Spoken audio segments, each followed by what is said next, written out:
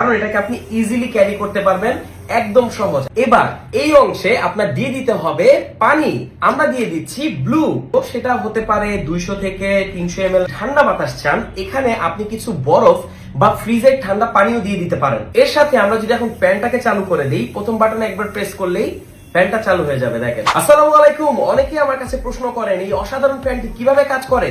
এটার বাতাস কি অন্যান্য টেবিল ফ্যানের মতো? অবশ্যই না। দেখেন, এটার বাতাস কিন্তু অন্যান্য টেবিল ফ্যানের থেকে ঠান্ডা, কারণ এতে আপনারা পাচ্ছেন মিস্ট মেকিং, যেটা কিন্তু পানি দিয়ে তৈরি। তো এই ভিডিওতে আমি আপনাদেরকে দেখাবো এই ফ্যানটিকে কিভাবে আপনারা অপারেট করবেন আর কিভাবে এই ফ্যানটি কাজ করে। সবার আগে আপনাদেরকে জানিয়ে রাখি, এই ফ্যানের সাথে কিন্তু কোনো ধরনের ব্যাটারি আসে না, অর্থাৎ এটা একটু ঝামেলার হতে পারে, আবার সুবিধারও হতে পারে। এই ফ্যানটাকে রান করার জন্য আপনার দরকার পড়বে একটা 5 ভোল্টের অ্যাডাপ্টার। কিন্তু ইলেকট্রিসিটি না থাকলে আপনি কিভাবে ব্যবহার করবেন? যেমন এখন আমি কানেক্ট করে রেখেছি একটা পাওয়ার ব্যাংকের সাথে। এটা কিন্তু আদামান 20,000 mAh এর একটা পাওয়ার ব্যাংক। আপনি চাইলে আরো বড় পাওয়ার ব্যাংকের সাথে এটাকে কানেক্ট করতে পারবেন, এতে করে আপনি বেশি টাইম ব্যাকআপ পাবেন। জানি আপনার মনে প্রশ্ন আসছে যে এই মিস্ট মেকিংটা কিভাবে হয়। চলেন দেখি এটা কিভাবে করবেন। তো আমরা এখানে একটা এটার ইউনিট নিয়ে নিয়েছি। আসুন এটাকে আমরা চালু করি। শুরুতেই এটার উপরের পার্টটিকে আপনার ওপেন করতে হবে। এভাবে খুব ইজিলি আপনি এটাকে ওপেন করতে পারবেন। এবার এই অংশে আপনার দিয়ে দিতে হবে পানি। আমরা দিয়ে দিচ্ছি ব্লু।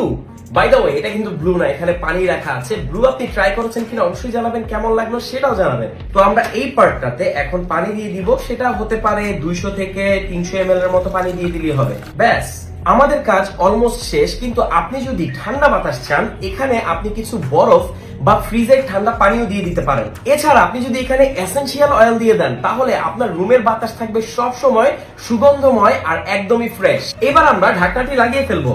ডান। এবার নিব আমরা একটা পাওয়ার ব্যাংক, আর এই কেবলটা কিন্তু আপনারা এটার বক্সেই পাবেন। পেছনেই পেয়ে যাবেন টাইপ সি পোর্ট। এখানে জাস্ট এই কেবলটা কানেক্ট করতে হবে। That's it. এবার জাস্ট এটাকে স্টার্ট করার পালা। প্রথমেই আমরা মিস্ট মেকিং করব। একবার প্রেস করলেই সেকেন্ড বাটনটিতে একটা মিস্ট ওপেন হচ্ছে। সেকেন্ড বার যদি আমরা ট্যাপ করি, এবার কিন্তু 3টা ওয়ে দিয়ে মিস্ট মেকিং হচ্ছে।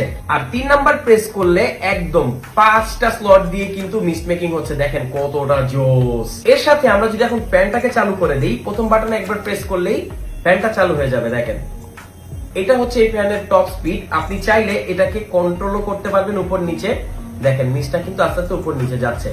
এছাড়া এই স্লটটা খুলে আপনি ফ্যানটাকে পরিষ্কারও করতে পারবেন। ভাই, কমপ্লিট একটা ফ্যান। আর যেহেতু 20,000 mAh পাওয়ার ব্যাংক আমি কানেক্ট করেছি, মোটামুটি 10 ঘন্টার মতো ব্যাকআপ তো এই ফ্যান ইজিলি দিয়ে দিবে। তো আসছে গরমে আপনি চাইলে এরকম একটা ফ্যান নিয়ে কিন্তু ঠান্ডা বাতাস উপভোগ করতে পারেন।